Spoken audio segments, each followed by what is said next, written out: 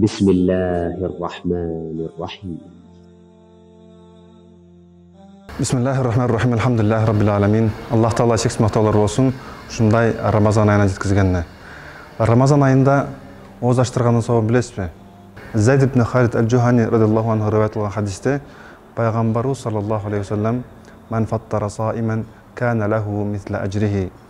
Ким ораза туткан адамды оз аштыра турган болсо, ага ошол ораза туткан адамдын соондай сооп берилет дейт. Кайра аннаху ла янкусу мин ажри саими шай'a. Ораза туткан адамдын соогунан кемебестен дал ошончолук кылып берилет дейт. Бул мүмкүнчүлүк бир гана Рамазан айында келет. Башка учурда канча конокко чакырсаңыз, чакырган конокторуңуздун соогун ала албайсыз. Бул бир гана Рамазан айында гана ораза туткан адамды оозун аштыра турган болсоңуз.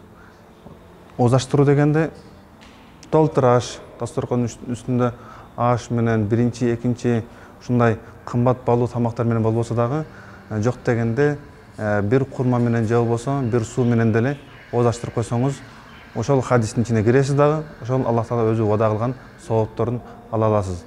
Эгерде сиздин мүмкүнчүлүгүңүз жок болсо, мен андай 20 миң, 30 миң, 100 миң деген акчаларым жок дей турган болсоңуз, анда жок дегенде ошол жарым литрлик баклажка менен деле ошол суу тарата турган болсоңуз, оз ачар маалында ошол хадиске киресиз дагы, Аллах Таала берген вада кылган соопторун ала аласыз иншалла.